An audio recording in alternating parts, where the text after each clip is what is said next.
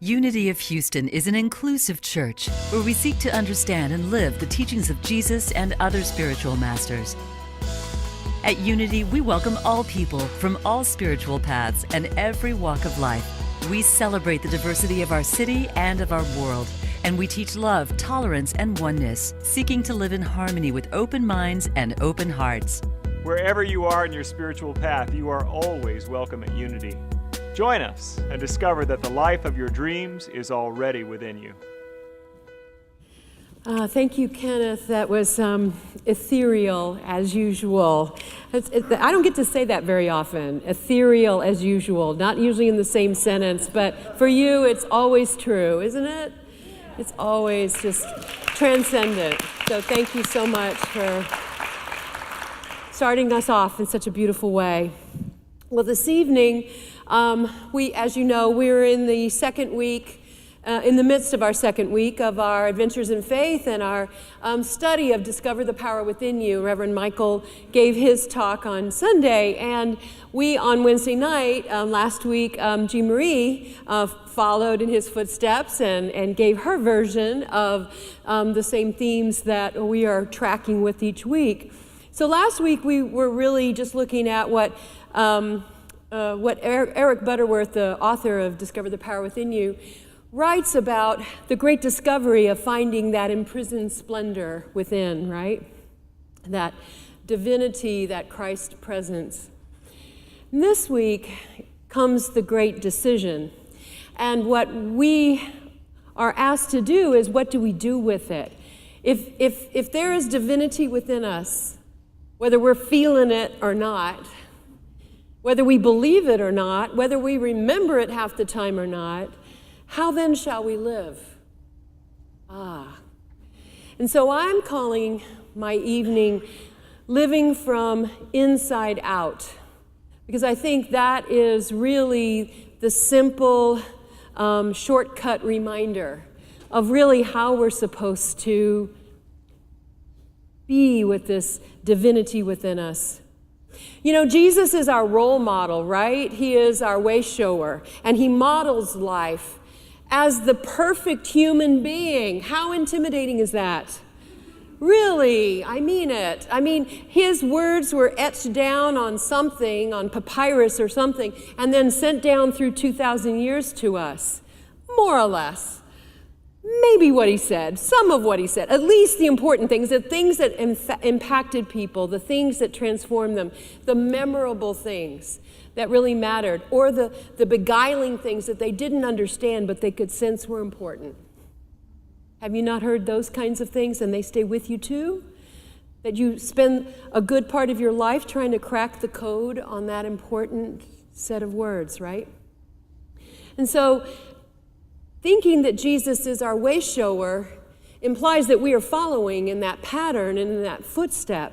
The most important thing to know is that in this philosophy and in our teaching and in our understanding, and in many other faith traditions as well, that divinity that was in Jesus and perfectly expressed in our belief is also inside of us. And he said it, and he told us that on more than one occasion. And those are some of those important words that were handed down through the ages to us. The notion that we are created exactly the same as Jesus, coming out of my Catholicism, where I was definitely taught that wasn't the case, but yet I was still supposed to emulate it, I was still supposed to be like Jesus, but I was always set up to fail. I've come to understand that not only is it realistic to expect that divinity will poke through, that it will shine out, that it will reveal itself, I am revealed, that there is something deep inside of us, but I'm going to give you a little clue as to how you can approach this. You see, what's intimidating about Jesus being perfect, and we're supposed to be like him, is that his powers were supernatural, because the stories that were told about him that also got handed down and probably embellished a little bit was that he walked on water, at least on one occasion, that he healed the sick, that he healed so many people and healed so many sick that he became known for it, and thousands followed him, so that he couldn't even spend time enough to take care of everybody. He had to get into a boat and go across the lake and give himself a breather just to get away from all of the neediness of humanity. The whole time he's teaching them that they are already made whole, that that's how they were created, that they already have it in them. And all he's doing is reminding them and knowing for them and calling it out of them. That he took bread and multiplied it into 12 baskets after feeding a crowd of 5,000, and on, changed water into wine just for benefit of a wedding feast, you know. The man was pretty daunting, right? How can we measure up? How can we do that? I'll tell you how. The parts about Jesus that we have and the things that I understand about him, the way I can relate to him is not through his super nature, not through the supernatural, not through the miraculous Jesus. I'm not denying those things. I know that supernaturally miraculous things happen when we express our love and when we express the divinity within us. I do know that.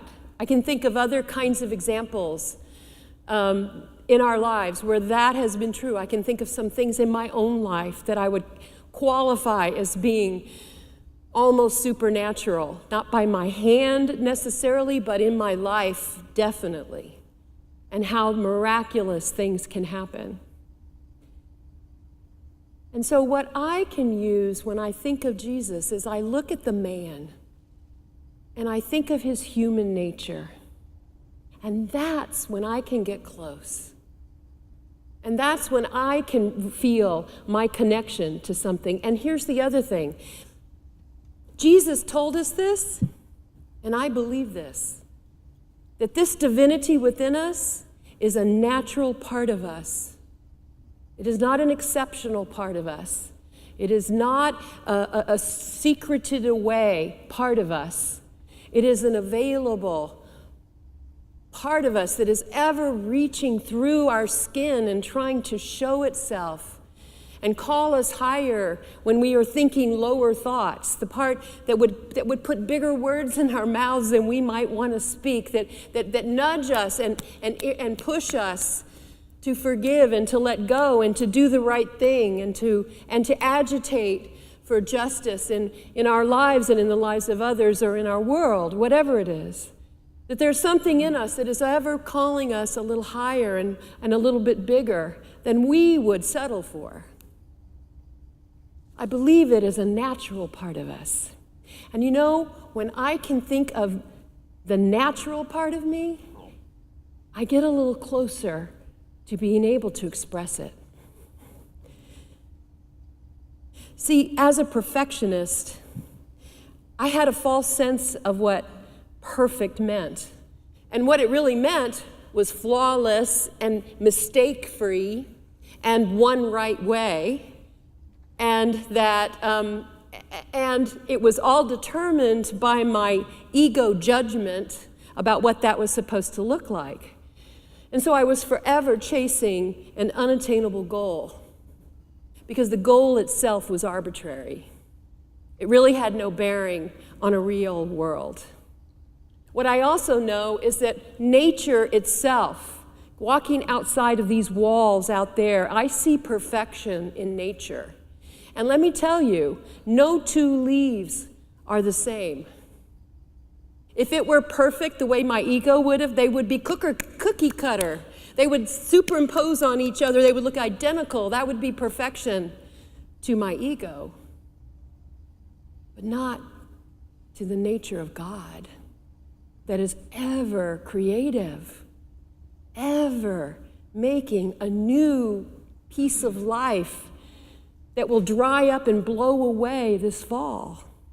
And another one in the spring will take its place and be nothing like the one that left in the fall. That's what the nature that is inhabiting us is really like. And so there is no model. I can't even be Jesus because I'm not going to walk on water, I doubt. I'm not really that interested in it, actually. Flying now, I would love to fly. I don't know if Jesus did any flying, but that's definitely on my bucket list. If not now, in another lifetime or whatever. But I'll tell you that a lot of what Jesus did was crafted and completely perfect for who he was and what he was here to do and what he was here to exemplify and teach. And therefore, somehow, some way, I must be too, for what I'm here for and for what I'm here to teach. And you are, and what you are, and what you are, and what you are here to be and to do and to teach. Right? Because there's no one of us like any one of us, or any that have come before us, or those that will follow us. Because that's the nature of our divinity. That's the kind of God we live and move and have our being within.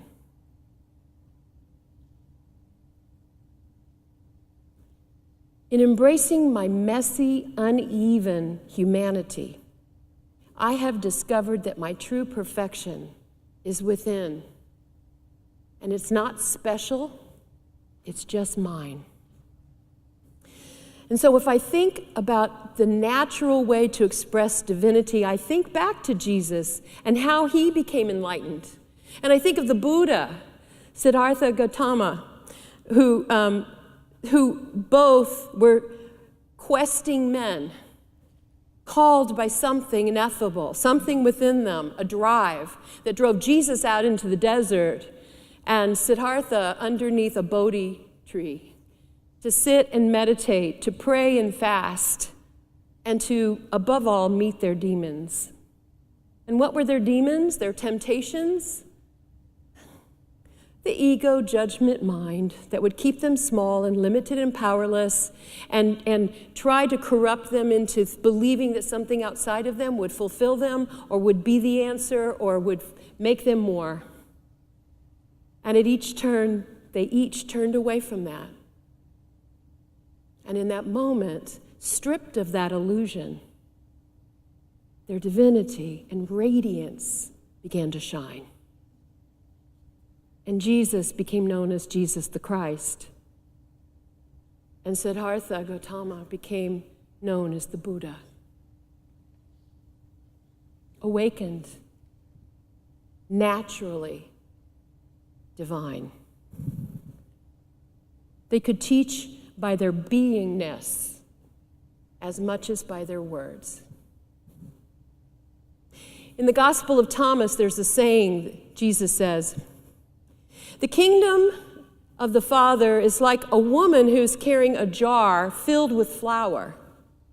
And while she was walking on the way, very distant from home, the handle of the jar broke, and the flour leaked out on the path behind her. But she didn't know it. She had not noticed a problem at all. And when she reached her house, she put the jar down on the floor and found it was empty." So what, Karen? What's that got to do with anything? I will tell you that that is exactly how we are when we are filled. Without even knowing it, when we just go about our business, as we go about our day, flour leaked on a path becomes food and nourishment for everyone and everything in its path. And we give out the whole load, walking through our lives, doing the mundane sometimes, with our minds not very elevated very often.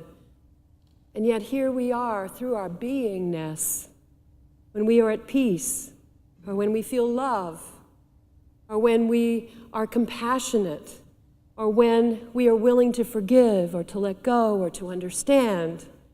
In those moments, our divinity shines out, and we may or may not ever know how.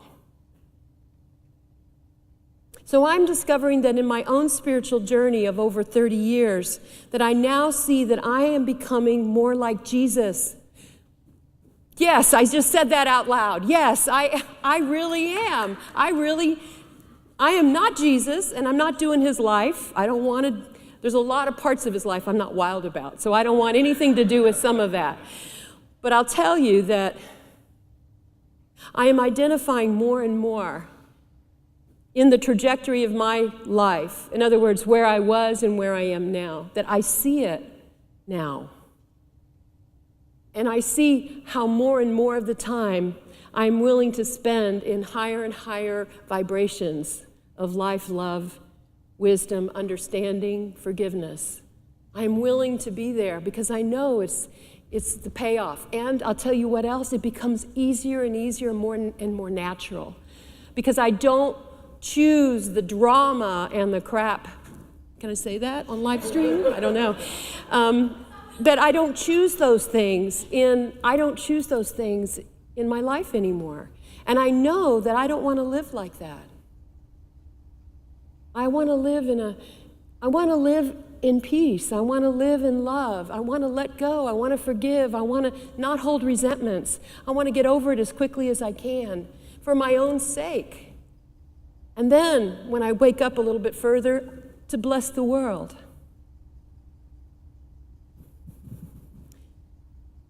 And so, while it may sound like heresy, it is actually in fidelity to the truth Jesus taught us. This was what we're supposed to do. So claim it for yourself as well. So listen, after I have my temper tantrums and my pity parties, this is the truth I remember. Complete trust in life. No matter what happens, after I get my bearings, of course, complete trust in life that there is something, there's a reason for this. There is a process. If it's unpleasant and uncomfortable or wrong, bad, or stupid right now, or painful, it isn't finished yet. Because the resolution and the process will take me back to peace, back to resolution, back to reconciliation, back to healing, back to wholeness. It will measure itself out. No matter, it may be a long trajectory, it may take a while, it might be as quick as my next thought, depending on the severity of the issue, right? But I trust life. I do. Jesus said, "It is the Father's good pleasure to give you the kingdom." He didn't say it had conditions. He didn't say only if you're good, only if you do the right thing, only if you follow me, only if you X, Y, Z. He said it's the nature of life itself, the universe, to give you everything. It's already pouring in on you. And if you don't feel it, it's because somehow you have your foot against the bottom of the door that you're trying to open, because it opens on your end. And then, with even a crack, the flood rushes in. I've learned a loss of fear of death for myself. Again, I haven't had to face that. I'm sure one day I will. Everybody does. Some of us twice, like Lazarus, another guy to remember. But I'm sure I'll have fear, I'm sure I'll have questions, I'm sure I'll have sadness, but inevitably, I'm not afraid of it because I don't think it's an end to anything. I think it's a transition. I know it to be full of bliss, and I also know that I lose nothing. All I leave behind is this earthen body, but who I am and what I will become and how I'll continue to grow, and the people I love and what I love, I will never be separated from any more than I am right now. Understood? This is true for you. You are connected to everything that matters to you. You always will be. You will not feel the separation even while they grieve for you.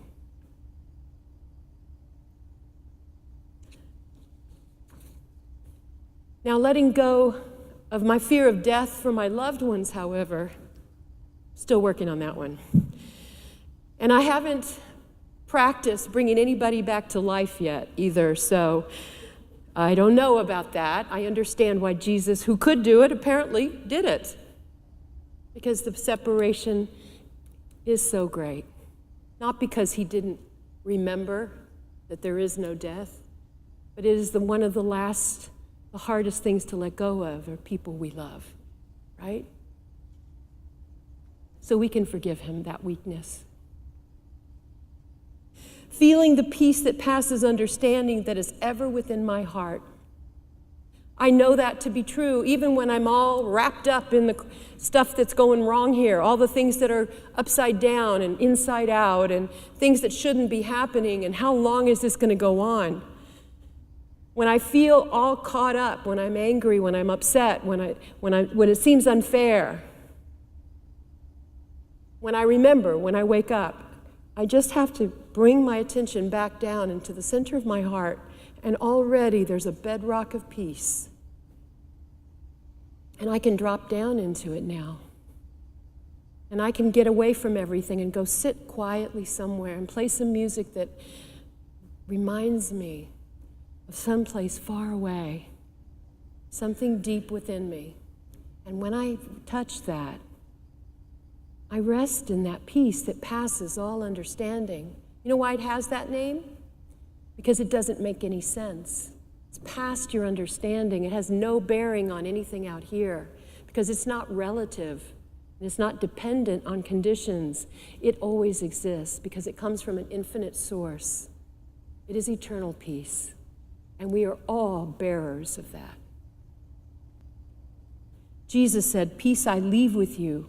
My peace I give you. Not as the world gives do I give it. Do not let your hearts be troubled. Do not be afraid." And anytime you are, remember where your peace resides.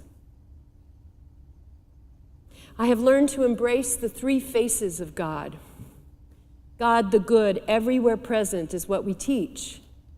And in the understanding of God transcendent, in and through all things, we refer to that as the universe. We refer to it as source, as infinite good, of divine intelligence, and any other word, any other name you want to give it. It's the big one. It's the creator. It's the source of where everything arises out of. It embraces us and it moves through us and it connects us. And when that is one face of God, the next face of God is the one where I pray to God, where I reach out and I have an awareness or in a relationship with an entity, with a being, with a something that as my human nature I want to connect with, I want to feel, I want to speak to, I want to be heard, I want to be touched. That I-thou relationship is just as real and true. Because God, who is good, is everywhere present. Would God really miss an opportunity for this? For a love, for the I-thou with the beloved? Back and forth? I doubt it. And then the power of that divinity within us that we started off our evening with realizing that this is also the truth of us, that it comes from an infinite source, but it comes through us to be used and expressed through our gifts. That third part of us, that is learning how to use that power. Jesus said, "On that day you will realize that I am in my Father, and you are in me, and I am in you.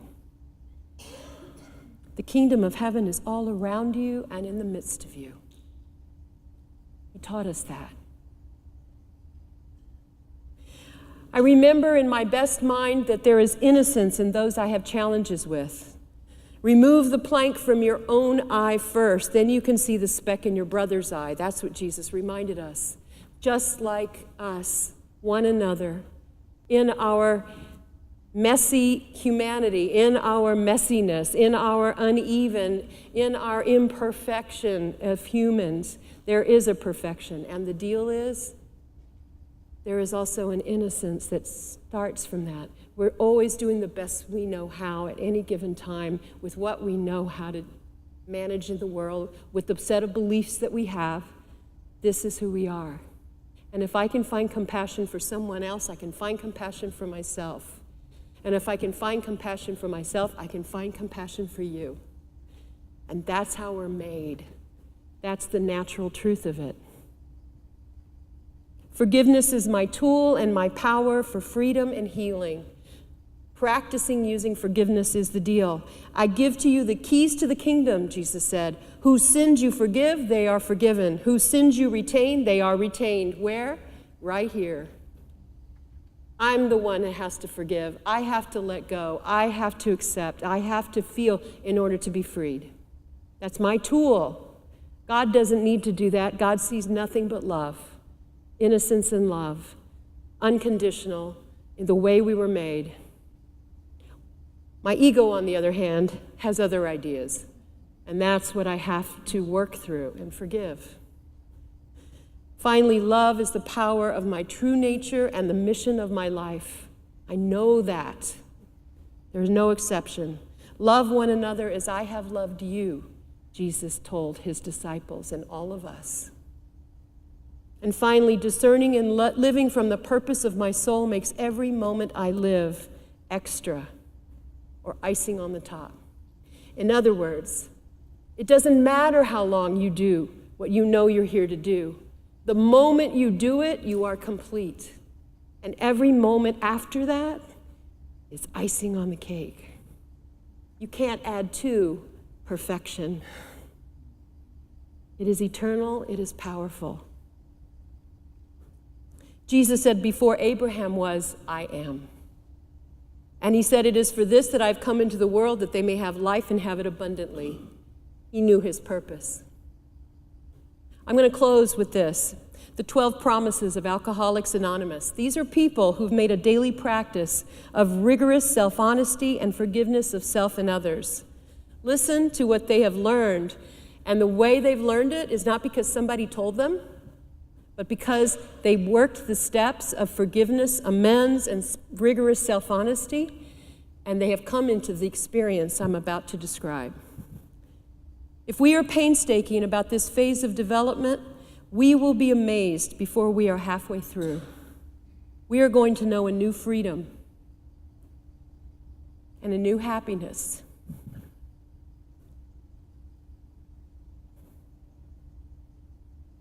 I'm just aware of how true that is. I remember the first time I heard those words, and I realized it was true for me. A new freedom and a new happiness. We will not regret the past, nor wish to shut the door on it. We will comprehend the word serenity, and we will know peace. No matter how far down the scale we have gone, we will see how our experience can benefit others. That feeling of uselessness and self-pity will disappear. We will lose interest in selfish things and gain interest in our fellows. Self-seeking will slip away. Our whole attitude and outlook upon life will change. Fear of people and of economic insecurity will leave us. We will intuitively know how to handle situations that used to baffle us. We will suddenly realize that God is doing for us what we could not do for ourselves. Are these extravagant promises? We think not. They are being fulfilled among us, sometimes quickly, sometimes slowly. They will always materialize if we work for them. So remove the blinders of illusion and self-limiting thoughts. That's how our masters did it. Look through them, look past them, and once they fall away, all that will be revealed will be the radiance. Forgive yourself and others. Choose love over fear. Trust life. Know peace. It's natural. You know why? Because we're made this way. May you find your way. God bless you all. Thank you for watching this message today. I'd like to invite you to join us in person here on campus at Unity of Houston for Sunday morning or Wednesday evening services. If you can't be with us here on our campus, you can still join us live on Facebook or on our website, unityhouston.org, Sunday mornings at 11 a.m. Central.